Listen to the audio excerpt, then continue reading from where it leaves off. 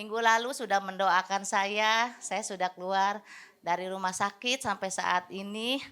Kemarin gula saya melonjak 565. Kata dokternya, aduh ibu, tapi saya setiap hari yakin dan percaya bahwa Tuhan telah menyembuhkan saya. Sekarang saya sudah keluar, sekarang gula darah saya 137. Tapi Tuhan kasih saya hadiah yang terbaru lagi, saya punya sakit batu ginjal.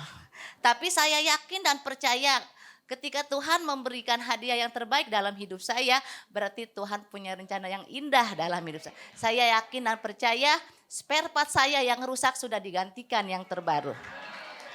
Terima kasih juga karena dibalik semua kesusahan saya selama di rumah sakit, anak saya terpilih jadi iklan HP Oppo Reno 12 series. Tuhan begitu baik terhadap saya. Saya nggak nyangka dibalik keahlian seni berenang ya ibu-ibu, berenang keterampilan renang, tiba-tiba Bungnya dibilang gini, Bung Abed punya saudara, adik atau apa? Oh iya kebetulan adik gue bisa berenang. Oh ya udah, lu share aja videonya. Itu di rumah sakit ketika saya Tuhan hadiah terindah dalam hidup saya ketika Tuhan memberikan saya sakit, Tuhan memberikan hadiah untuk menghibur anak saya Shenia yang paling kecil. Dia sudah pintar berenang, saya share videonya, langsung diterima. Kemarin sudah syuting di kolam renang Simpruk.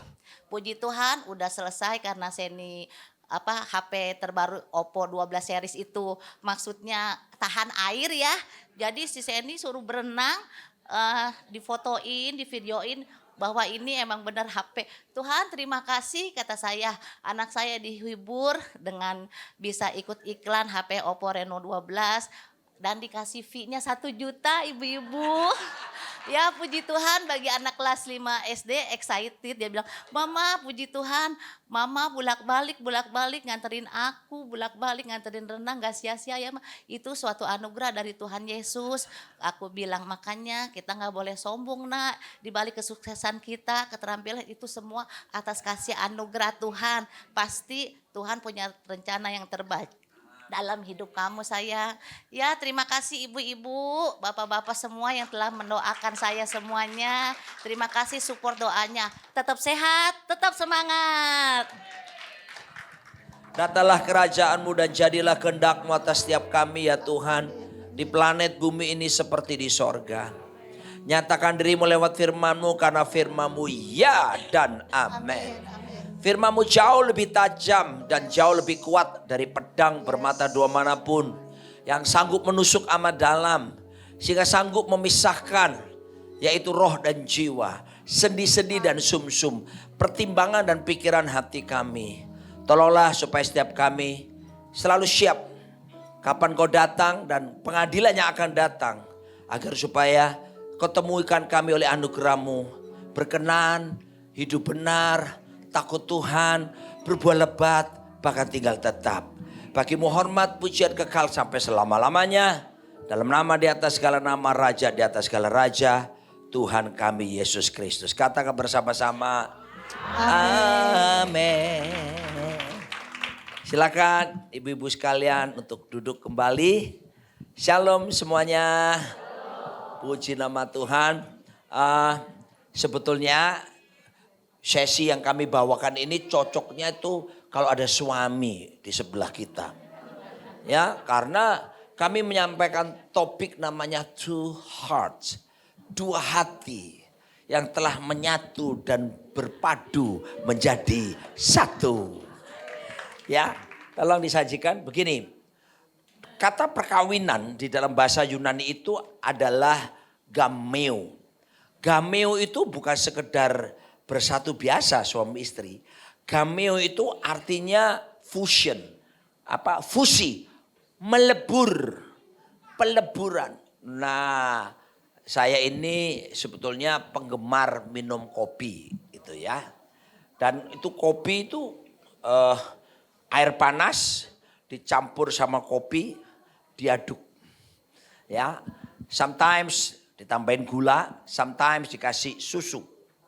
Diaduk jadi satu, waktu diminum, wah jelas lebih enak. Saya tidak mempromosikan produk tertentu, tapi ketika kopi itu sudah dalam bentuk kopi, saudara sudah tidak bisa membuatnya menjadi bagian-bagian yang seperti semula. Karena sudah menyatu, melebur. Seharusnya suami istri itu seperti itu. Menyatu, melebur dan tidak mungkin dipisahkan kecuali maut memisahkan. Nah, kita akan next slide. Semua didasarkan atas Alkitab tentunya ya. Jadi kalau kita ingin penyatuan suami istri lebih kuat, untuk memeliharanya itu butuh firman Tuhan dalam hidup kita. Makanya the Bible is the master handbook on relationship. Alkitab itu buku utama, buku pegangan pada waktu kita bangun hubungan ya. Dan tingkat komitmen terhadap kebenaran menentukan tingkat keintiman termesra yang bisa dinikmati dua orang dalam hubungan apapun.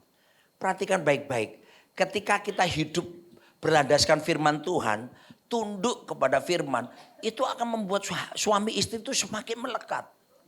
Apa yang membuat mereka hatinya begitu menjauh? Ketika kita sudah mulai melanggar firman Tuhan.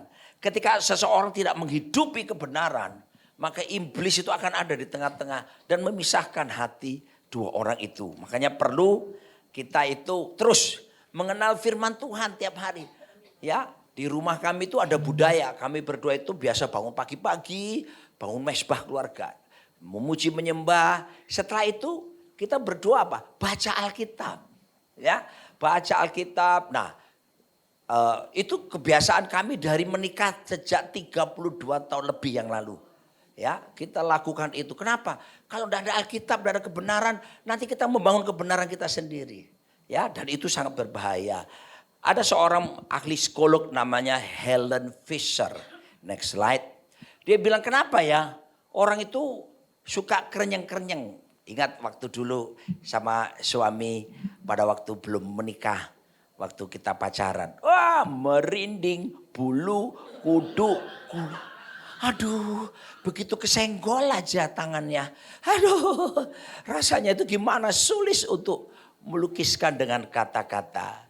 Waktu dia pegang tangan saya, aduh seperti getaran listrik yang bergetar, yang aduh gimana deh. Ya gitu ya. Terus apalagi apa namanya? Ada lagu G. Lebih tinggi A. Waktu dia pegang tangan saya, terus dia nyanyi lagu ini. My love, there's only you in my life. Saya kayak terbang. Nah ternyata perasaan kerenyeng-kerenyeng itu, menurut Helen Fisher, ini penelitian di Amerika, saudara bisa nanti googling sendiri. Itu adalah akibat pengaruh hormon dopamin. Itu zat kimia yang diproduksi di dalam tubuh kita. Setiap 4 detik itu bisa berubah-berubah. Dan biasanya kepada orang yang sama, kerenyeng-kerenyengnya itu rata-rata cuma mampu bertahan 4 tahun. Ya, ini penelitian Amerika. Jadi makanya di Amerika itu banyak orang bercerai. Usia pernikahan 1-5 tahun itu paling banyak bercerai. Kenapa ya? Padahal baru 5 tahun bercerai, 1-5. Baru 1-5 tahun menikah terus bercerai. Kenapa? Karena pacaran 2 tahun kan masih kerja-kerja. Lalu menikah terus punya anak. Anak pertama masih kerja-kerja. Tapi begitu 4 tahun dopaminnya habis untuk orang yang sama. Saudara aku mulai loh.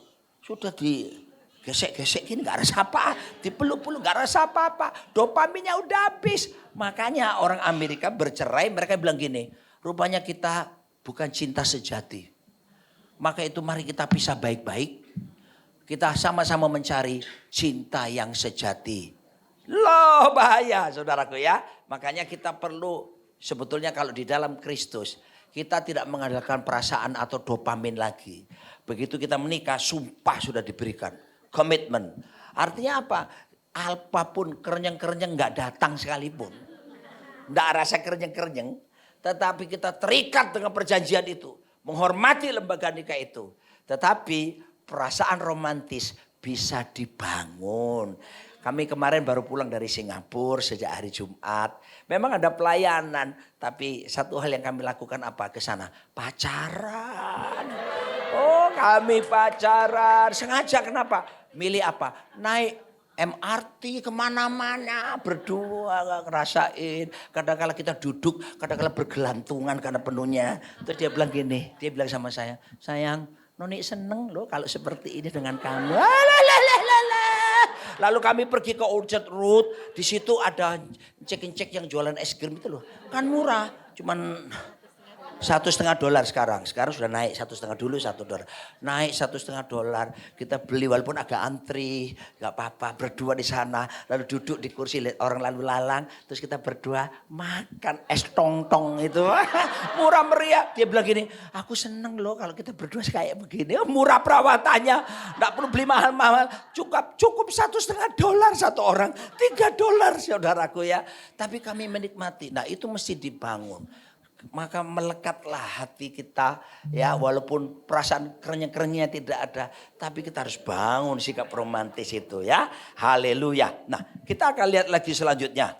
Ya dalam Yohanes pasal 2. Ya. Nah Yohanes pasal 2. Ya ini sudah sayang. Dopamin sudah. Kalau mau nambahin silakan.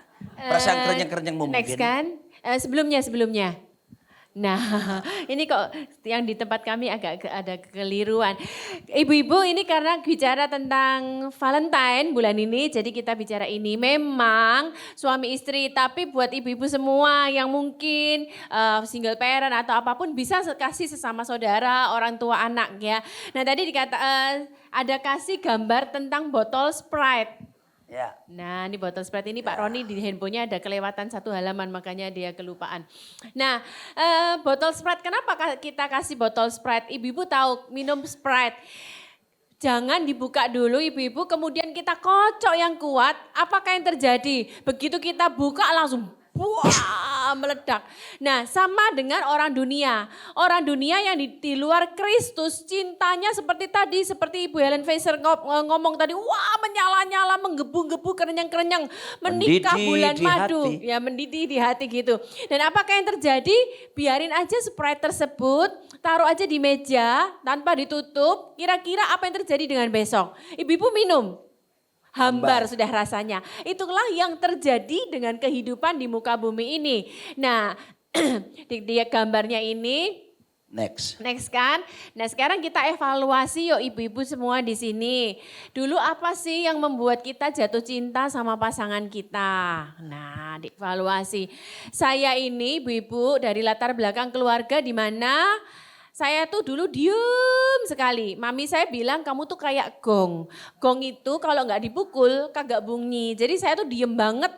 Jadi saya punya idealisme dalam pikiran saya tuh suka cowok yang rame Bapak Ibu. Saya kurang suka cowok yang cool, enggak suka. Terus saya suka cowok itu yang bedanya 8 tahun, yang bisa nyanyi, yang main musik. Ketemulah dia, Ibu Lingling, Pak Roni ini. Waktu masih muda itu bukan lagi pecicilan tapi luar biasa. Dia waktu SMA dia kalau belum dalam Tuhan ya ibu-ibu kalau goda cewek. Kalau ceweknya nggak nangis ini cewek SMA zaman sekarang istilahnya bully lah ya. Kalau nggak sampai nangis ya nggak akan lega gitu ya. Nah makanya pada waktu saya ketemu dia tanya usia loh 8 tahun. Wah petakilannya Beda luar 8 biasa tahun. ibu. Pecicilan. Jadi saya langsung tergetar jatuh cinta sama dia gitu. So sweet. Terus pertama kali, jadi saya kan menyimpan cinta dulu, tapi saya kan malu dong ngomong sama dia gitu. Saya berdoa sama Tuhan. Terus Sama gitu ya. ini kan sembari cerita ya ibu-ibu kali kesempatan gini. Suatu kali ternyata dia datang ke rumah saya. Saya tuh enggak tahu kok dia suka saya juga. Jadi saya duluan kan. Dia bilang gini ke rumah saya kalau orang dulu kan ada ngapel ya istilah zaman sekarang jarang gitu ya. punya kertas nggak ya? Dia ngapel ke rumah saya sore-sore gitu. Saya kira dia mau nulis lagu dong. Jadi saya ambilin kertas HVS yang gede sama ballpoint. Ternyata dia tulis gini ke saya, Nancy, aku mencintaimu. Apakah kamu mau menjadi pendampingku yang setia? Gitu. Ibu-ibu pada waktu saya membaca itu, saya kan enggak tahu ternyata dia juga suka saya, kayak mau pingsan ibu-ibu. Gemeter saya, mungkin kalau bisa di syuting ulang tuh kertasnya gini mungkin ibu-ibu. Itu waktu 32 tahun yang lalu. Tapi kan seperti Sprite tadi, semua kembali kepada keputusan kita loh. Makanya bicara Valentine ini kita bicara tentang two hearts. Next kan lagi sekarang. Makanya firman Tuhan Yohanes 2 ayat yang ke-10. Yuk ibu-ibu baca semuanya. Setiap orang menghidangkan anggur yang baik dulu. Dan sesudah orang puas minum, barulah yang kurang baik. Di dunia gitu, nanti yang paling akhir Pak Roni akan baca ya, yang bagian penutup ya. Di dunia memang gitu, seperti Sprite tadi, semua yang baik dulu, barulah yang kurang baik. Terus kemudian kita lanjutkan apa yang terjadi dengan muka bumi ini sekarang, next kan. Next. Tantangan itu begitu banyak, seperti lagunya Judika. Tidak baik-baik saja, Pak Roni nyanyi dulu. Bagaimana kalau aku tidak baik saja? Dulu Ini yang terjadi. walaupun pendek Bapak Ibu ya, tapi kagak buncit lah Ibu. Jadi sekarang walaupun sudah pendek, buncit pula. Yang penting kan tendangannya. Nah, gitu loh ibu-ibu. Ya tapi syukur-syukur dia nggak semakin membotak. Kan ada bapak-bapak yang sudah buncit, botak pula ya. Banyak sekali wilayah yang luasnya gitu ya. Nah, Dan suka kentut. suka akan kalau ini mah suka kentut semuanya. Sekarang gini loh ibu-ibu, dulu kita melihat pasangan kita, wow, disentuh kerenyang. Tapi berjalannya tantangan begitu banyak, semua keadaan tidak baik-baik saja, keuangan, kesehatan, banyak sekali tantangan dalam kehidupan kita. Apakah yang terjadi dulu kerenyang sekarang, aduh lihat di rumah lagi. Nah ini loh ibu-ibu yang harus kita hadapi. Gimana sih? Kenyataan tidak sedang baik-baik saja. Kemarin kami ke Singapura, salah satu agenda kami, juga kami mengunjungi sahabatnya anak-anak kami. Kalau ibu-ibu tahu tentang Vina Gracia, make up artist, dia juga YouTuber. Itu suaminya Desember kemarin tiba-tiba di Amerika lemes, pusing, demam 40 derajat. Singkat cerita ternyata kena leukemia. Bagus sekali tulisannya Vina Gracia di Instagramnya. Aku tetap berpegang pada sumpahku bahwa dalam sehat maupun sakit, kelimpahan ataupun kekurangan aku akan tetap setia. Nah ini loh ibu-ibu sekarang yang akan kita bahas. Kehidupan gak baik-baik saja. Bukan seperti kayak dulu pacaran satu dari pantai sana, satu dari pantai sini slow motion kan ibu-ibu. Wah begitu ketemu di tengah langsung. Kelewatan. Langsung diangkat gitu ya. Sebentar, kalau tidak dapat mengatasi anggurnya menjadi kurang baik atau hambar. Memang hatinya tetap dua kan? Tiap orang punya hati. Tapi apa yang terjadi? Tidak berjalan bersama lagi. Next kan, apa yang harus dilakukan? Nah sekarang saya akan tunjukkan beberapa tipikal suami istri ketika menghadapi keadaan tidak baik-baik saja tadi. Ada halang-halangan yang terjadi. Yang pertama, tipe yang namanya cup out. Cup out itu adalah tipe orang yang menghindar. Jadi kalau ada persoalan, udah deh, daripada gua ribut, akibatnya memilih untuk menghindar. Ya, sambil berkata begini, ya sudah. Ya udah. Boleh di next kan? Aku ngerti. Loh, ada banyak gitu saudaraku ya. Ya. Oke deh, terserah lu aja. Kenapa saudaraku? Tidak mau menyelesaikan. Tidak berani menghadapi tapi justru malah menghindar. Ini bahaya. Ini seperti nanti bisa seperti fenomena gunung es. Di permukaan kelihatan sedikit, tapi di bawah permukaan laut itu sesuatu yang mengganjal. Ini yang seringkali saya temukan dalam pelayanan-pelayanan konseling pernikahan. Yang kedua yaitu hold out. Hold out itu tipe orang yang bagaimana? Tipe yang yang bertahan sih. Ya, saya bertahan di kesulitan, tantangan, dalam keadaan tidak baik. Tapi sifatnya nerimo, orang Surabaya bilang itu, ya udah deh. Nyerah aja deh, ya sudah, pasif. Ya berserah kepada Tuhan harus, tapi tidak berani untuk menyelesaikan. Ya, tidak berani untuk memperbaharui keadaan. Lebih ya akhirnya bersifat seperti apa? Status quo saja. Ya sudah seperti gini aja. Itu hati-hati, ini juga tidak baik. Apalagi tipe yang ketiga. Ada suami istri yang seperti ini. Ya, langsung aja drop out. Aduh. Ya, enggak punya daya juang. Pesimis. Pikirannya negatif saja. Saudara lihat bagaimana dalam Bilangan 13 ayat 31 ada 12 pengintai disuruh mengintai tanah perjanjian. Ini 12 ini pemimpin suku-suku loh, kepala suku-suku, ini orang hebat-hebat saudaraku. Tapi 10 orang lihat tanah perjanjian, lihat bangsa enak yang tinggi-tinggi besar kayak raksasa. Dan mereka menganggap dirinya itu nanti gampang ditelan dan seperti belalang yang mudah kalah. Tapi hanya 2 orang yang namanya Kaleb dan Joshua. Dia berkata, tidak, memang tinggi-tinggi besar, tapi kita punya Tuhan.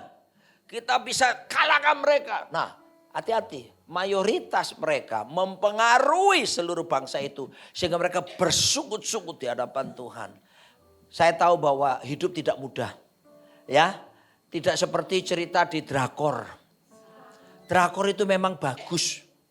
Ya, saya dengan istri saya ini, kita kalau malam-malam setelah doa pagi tadi, baca Alkitab, setelah pelayanan, melakukan tugas apa-apa. Seringkali kami berdua malam hari itu berdua ngapain? Nonton drakor bersama. Waktu nonton itu kita lihat kok bisa begitu ya gini. Kita ini memperdebatkan karena gak masuk akal. Kadang-kadang loh kok lebay ya, kok dia tahu dari mana. Kok bisa begitu. Nah itulah namanya drakor. Kenyataan hidup gak seperti drama Korea. Mama saya itu umurnya 86 sekarang. Masih sehat. Tapi sebelumnya mama saya itu pernah bilang, Roni, karena mama saya suka nonton drakor. Ya, mama saya bilang gini, mama kok kepingin ya ke Korea. Gitu. Ya sudah, namanya anak harus menyenangkan orang tua kan. Maka saya bawalah ke Korea. Wah, mama saya tuh bisa hafal. Roni di jembatan ini, drakor itu menyatakan cinta di sini. Roni di jalan ini. Ya, tapi kenyataannya tidak seperti itu. Itu drama Korea. Saudaraku dikasih Tuhan, drop out akhirnya. Ada banyak orang seperti itu berkata begini, sudah kita pisah saja. Sudah cerai saja, hati-hati saudaraku. Perkataan itu bisa ditangkap oleh iblis. Dan satu waktu Anda lengah, itu bisa dikembalikan menyerang kita.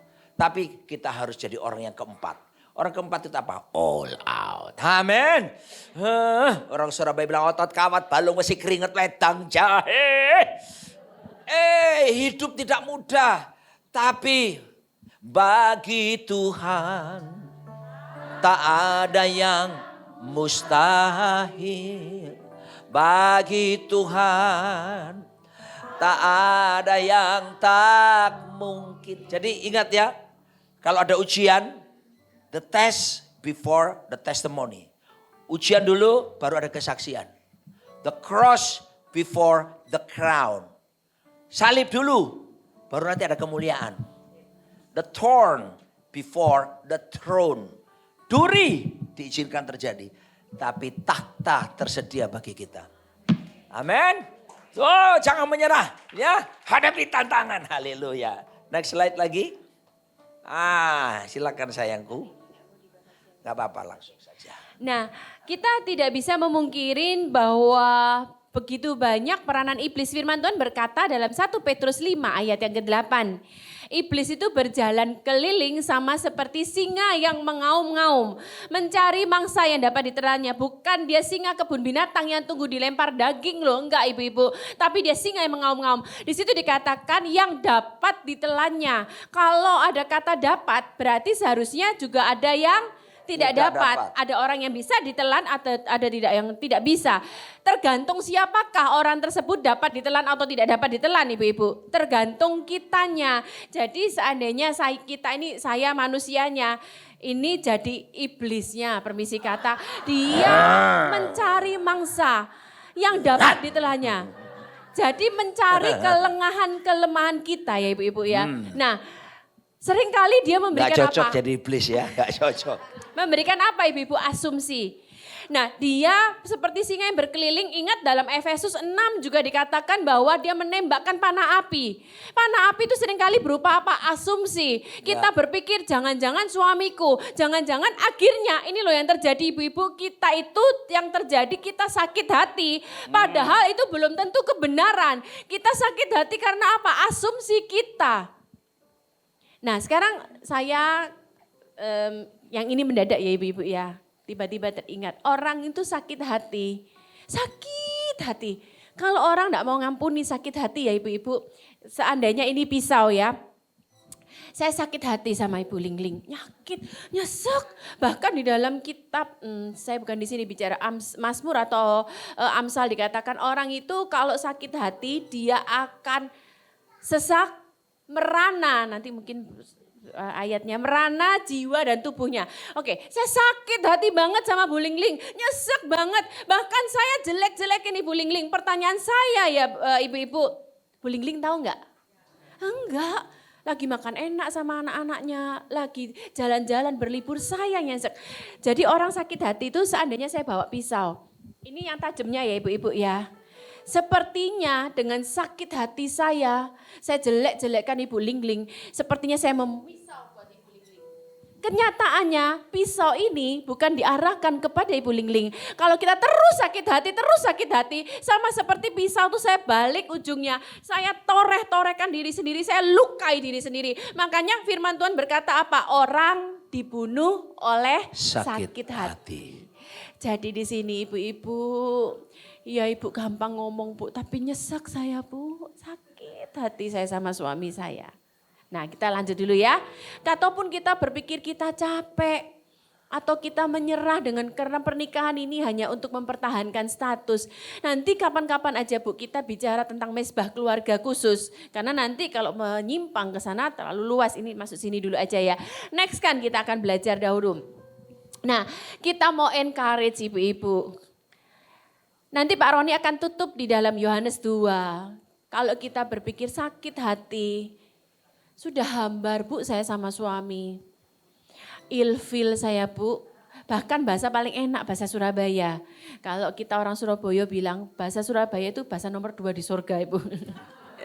Sudah enek saya bu sama pasangan saya, sudah nggak bisa dipertahankan. Maka firman Tuhan berkata Tuhan menyimpan anggur yang baik sampai sekarang. Sekarang yang waktunya kita minta sama Tuhan. Nah kita belajar gini, ayo jangan menyerah. Jangan menyerah. Terus kita seringkali perempuan kan berpikir aku bisa hidup kok tanpa dia. Aku kerja cari duit sendiri bisa, aku punya penghasilan, bahkan penghasilanku lebih bagus. Daripada aku hidup sama dia, lebih baik aku enggak usah. Nah yuk kita baca sama-sama ayat dalam Pengkhotbah 4, 9, 10, 12. 1, 2, 3. Berdua lebih baik daripada seorang diri. Karena mereka menerima upah yang baik dalam jerih payah mereka. Oke pelan-pelan dulu ya ibu-ibu, satu-satu dulu ya. Ini karena beda ayat. Berdua lebih baik daripada seorang diri. Karena mereka menerima upah dalam jerih lelah mereka.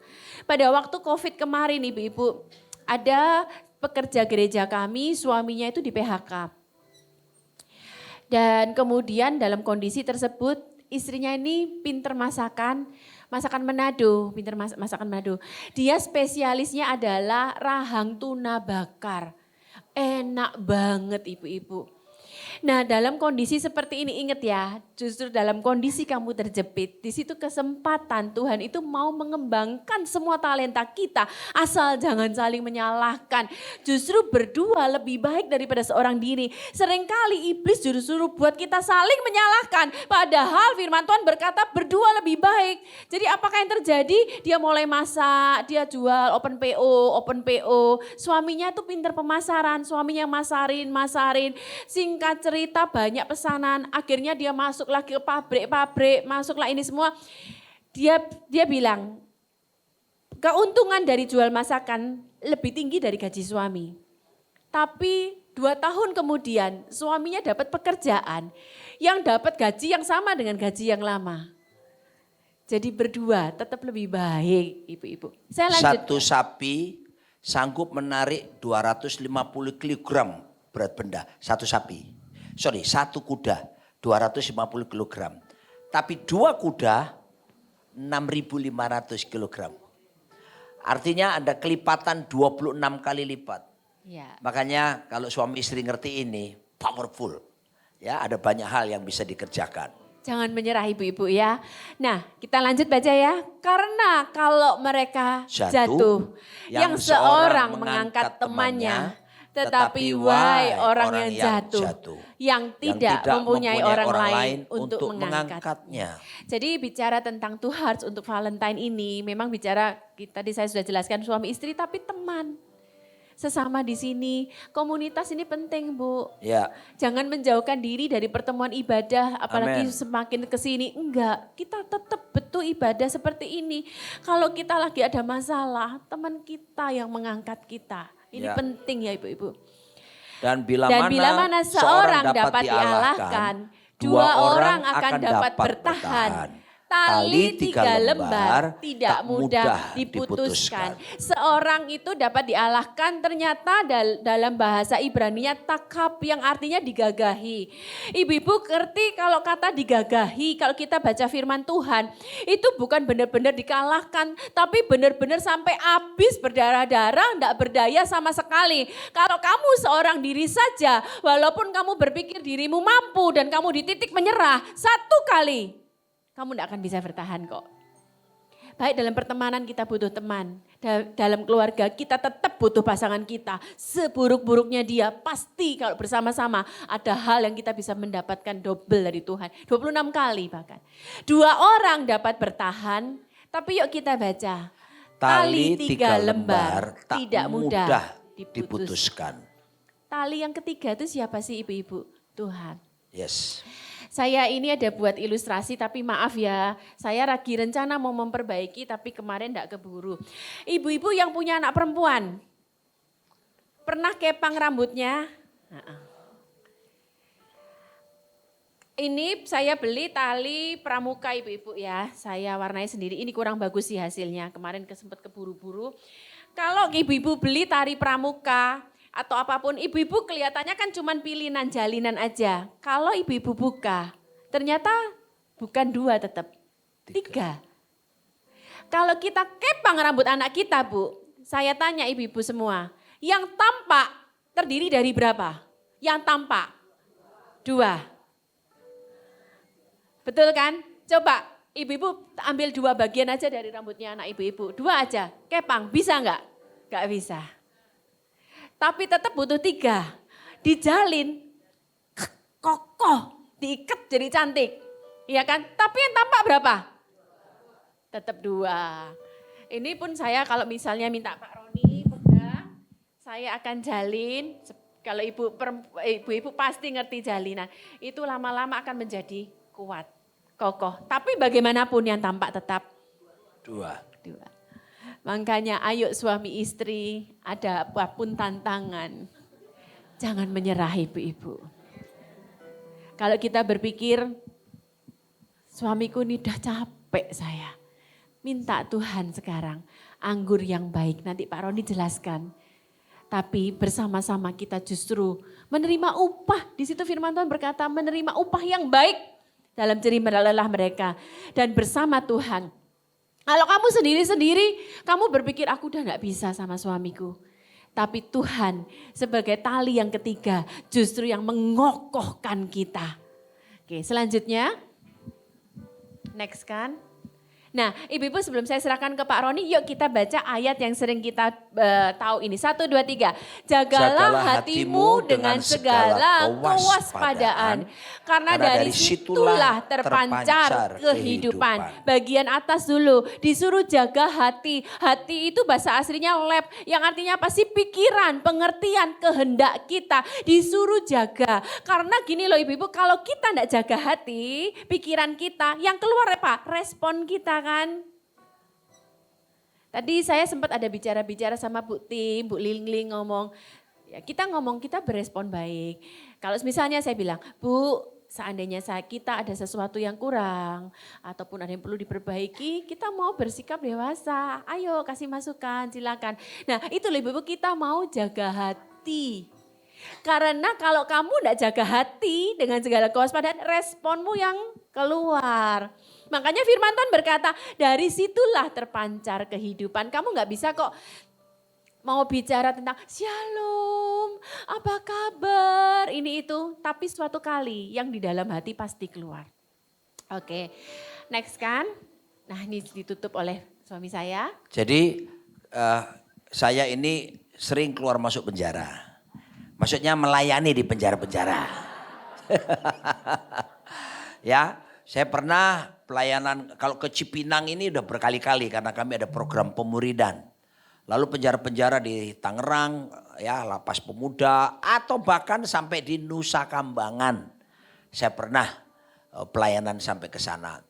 Nah, apa yang membedakan antara maling ayam dengan terorisme? Ternyata penjagaannya. Ya, ketika saya pergi ke Nusa Kambangan, saya lihat tuh, Pak, itu kok kelihatan ketat sekali. Itu sudah masuk di dalam nih. Padahal yang masuk ke dalam tuh prosedurnya jauh lebih ketat daripada penjara yang lain. Tapi ada lagi di dalam penjara itu pun ada lagi bagian yang super maksimum security. Nah, saya tanya itu apa kok ketat sekali itu? Itu untuk para teroris. Nah, saudara kasih Tuhan, kata jaga hatimu, jaga ini dalam bahasa Ibraninya mengandung pengertian penjagaan super maksimum. Jadi ayo, kita kalau misalnya terluka, ada orang singgung kita, hati-hati. So jaga itu super maksimum. Ya, supaya kita itu jangan sampai berespon negatif dalam diri kita. Lihat statement ini ya. Orang rendah kesukaannya apa? Merendahkan orang lain. Orang mulia kesukaannya memuliakan orang lain. Tinggal saudara pilih, saudara orang rendah atau orang mulia. Jangan jadi orang rendah. Orang rendah itu suka menjelekan orang lain. Suaminya dijelekan terus. Pergi ke salon, lu tahu gak suami gue itu? Laki gue, bukan suami, laki gue. Luar Jakarta. Saya sering ketemu di salon-salon begitu. Laki gue itu gini. No. Saudaraku, pilih jadi orang mulia. Orang mulia itu justru memuliakan orang lain. Yang percaya berkata, amin. Ya. Lalu kemudian kita langsung saja. Next. Ya, langsung Yohanes pasal yang kedua ayat ke-10. Ya, saudara sudah tahu cerita pernikahan di Kana itu? Ya, jadi kalau mau pingin PowerPoint-nya minta bagian multimedia ya, gratis tis. Nah, kan mereka kehabisan anggur. Siapa yang pernah tur ke Kana? Angkat tangan. Oh, masih banyak yang belum loh, Bu. Jamah mereka Tuhan. Ya, satu kali diaken gereja kami itu turunlah kita di bis itu kan. Dari situ kan masih jalan kaki menuju gereja tempat Yesus melakukan mujizat. Tapi kan sebelumnya kan ada orang jualan-jualan. Promosilah anggurnya itu. Jadi setiap toko diaken kami ini coba satu sloki minum. Saya coba satu sloki minum. Gratis kan satu minum. Begitu sampai ada di mana gerejanya. Waktu rekomitmen lagi pernikahan merah saudaraku ya. Sudah mulai mabuk. Makanya waktu saya bilang cium istrimu langsung nyosor dia saudaraku. Karena memang ya. Tapi gini loh. Peristiwa di Kana itu luar biasa. Anggur yang mahal itu saya mau tanya. Anggur baru atau anggur yang lama? Anggur yang lama. Jadi nanti kalau ada yang biasa sharing-sharing khotbah di sini jangan bilang itu anggur baru. Enggak. Itu anggur yang berkualitas. Bahasa Yunaninya itu kalos. Kata kalos itu excellent. Ya bahasa Inggris, saya dulu waktu belajar bahasa Inggris awal-awal. Bahasa Inggrisnya baik apa? Good. Lebih baik apa? Better kata guru saya. Terbaik apa? The best. Terus dia bilang gini, ada lebih baik dari the best. Mata saya yang udah gede ini lebih gede lagi. Saya tunggu, apa itu? Excellent. Excellent itu di atas yang terbaik. Tuhan Yesus sanggup menyediakan bagi kita mungkin rasa hambar, bagi kita mungkin rasa udah gak enak lagi. Saya beritahu Tuhan sanggup menyediakan anggur yang excellent dalam rumah tanggamu, dalam fellowship hubunganmu. Sehingga respon kita ini bukan jadi orang rendah yang merendahkan orang lain. Respon kita orang mulia yang pasti akan memuliakan orang lain. Saya tutup dengan berita ini. Dalam Yohanes 17 ayat 4 sampai 5. Di luar slide ini ya.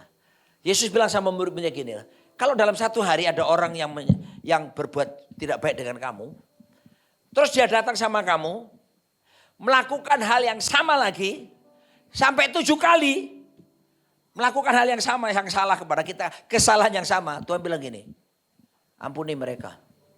Saudara tahu jawab murid-muridnya? Tuhan, tambahkan iman kami. Soal mujizat mereka mau, nggak minta tambahkan. Soal hal-hal hebat mereka tidak mau minta tambahkan iman. Tapi soal pengampunan. Makanya saudaraku Petrus datang sama Yesus dalam Matius pasal 18. Sehari saya mengampuni berapa kali Tuhan? 7 kali kah? Kenapa dia bilang angka 7? Para imam pada waktu itu mengajarkan mengampuni cukup 3 kali sehari. Yesus datang kepada Yesus, dia sombong. Standar lebih tinggi. Yesus berkata, kalau kamu mengampuni orang lain 70 kali, 7 kali sehari. 490 kali. Berarti apa? Rata-rata tiap 3 menit. Dalam satu hari. Tiap 3 menit. Bisa gak Pak? Saya sudah terlalu dalam sakit saya. Begini loh. Berapa banyak saudara punya pengalaman mengaku dosa, saudara yakin dosa diampuni. Siapa punya pengalaman? Loh, yang lain gak pernah ngaku dosa sama Tuhan. Siapa yang pernah datang, Tuhan ampuni saya telah berbuat salah. Dan saudara yakin dosamu diampuni, tolong angkat tangan. Semua ngalami kan? Pada waktu saudara diampuni dosamu, dengar saya. Disitulah Tuhan kasih modal pertama. Kasih, love. Tanpa syarat. Itu sudah di sini.